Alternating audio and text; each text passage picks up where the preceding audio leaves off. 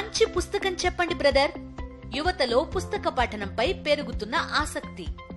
పూర్తి వివరాలకు చదవండి రేపటి సాక్షి హైదరాబాద్ ఎడిషన్. భారత రాజ్యాంగ వజ్రోత్సవ సందర్భంగా పాత పార్లమెంట్ భవనంలో రాష్ట్రపతి ద్రౌపది ముర్ము జాతిని ఉద్దేశించి మాట్లాడుతున్నారు. లైవ్ చూద్దాం.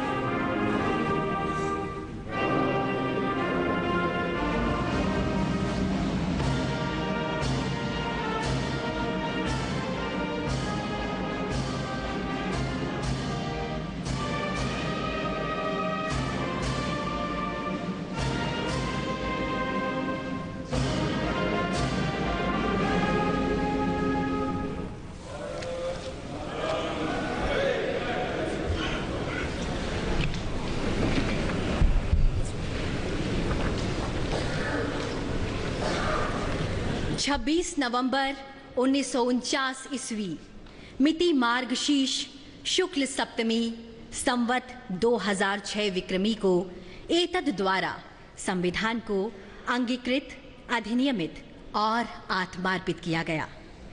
भारत का संविधान दुनिया में सबसे बड़ा लिखित संविधान है, जिसका निर्माण 2 वर्ष 11 महीने और 18 दिनों में हुआ।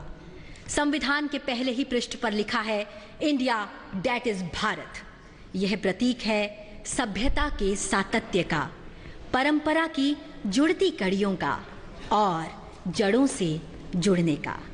और ये हम सभी के लिए बहुत हर्ष और गर्व की बात है कि इस वर्ष देश संविधान को अंगीकार किए जाने की 75वीं वर्षगांठ मना रहा है। सादर नमस्कार आप सभी माननीय विशिष्ट जनों का इस ऐतिहासिक केंद्रीय कक्ष में हार्दिक स्वागत, अभिनंदन एवं शत शत वंदन। इस कार्यक्रम को प्रारंभ करने हेतु मेरा सादर अनुरोध माननीय लोकसभा अध्यक्ष श्री ओम बिरला जी से कि आप स्वागत भाषण प्रस्तुत करें।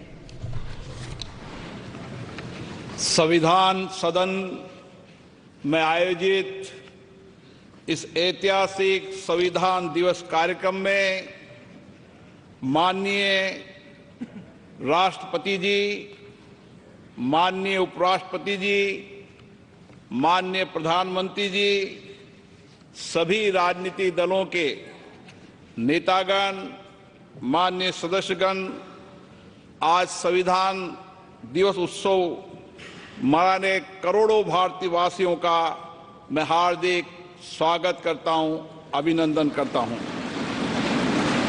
75 वर्ष पहले इसी दिन, इसी पवित्र स्थान पर हमारे संविधान को अंगीकृत किया था।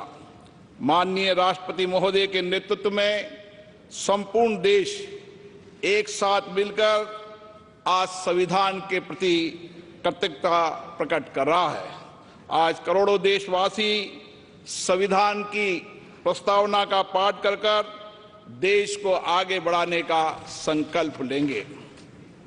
माननीय प्रधानमंत्री जी की प्रेरणा से वर्ष 2015 में हमने 26 नवंबर को संविधान दिवस के रूप में मनाने का ऐतिहासिक निर्णय लिया था। हमारा संविधान हमारे मनुष्यों की वर्षों की तप, त्याग, विद्वता, सामर्थ्य और क्षमता का परिणाम है। इसी केंद्रीय कक्ष में लगभग 3 वर्षों के कठिन परिश्रम के बाद उन्होंने देश की भौगोलिक और सामाजिक विविधताओं को एक सूत्र में बांधने वाला संविधान बनाया। संविधान सभा में अलग अलग विचारधारा के लोग सदस्य थे। इसके बावजूद भी उन्होंने एक एक अनुच्छेद पर विचार किया, मंथन किया, पूरी गरिमा और मर्यादा से अपनी सहमति असहमति व्यक्त करते हुए संविधान की रचना की।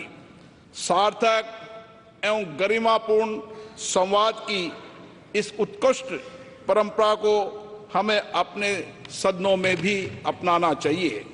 हमारा संविधान देश में सामाजिक आर्थिक बदलाव का सुधार रहा है।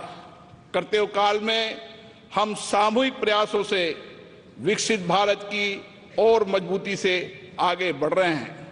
इन 75 वर्षों में हमारी संसद के माध्यम से आम जनता के जीवन में सामाजिक आर्थिक परिवर्तन लाए गए हैं, जिससे लोकतंत्र में जनता की आस्था मजबूत हुई है।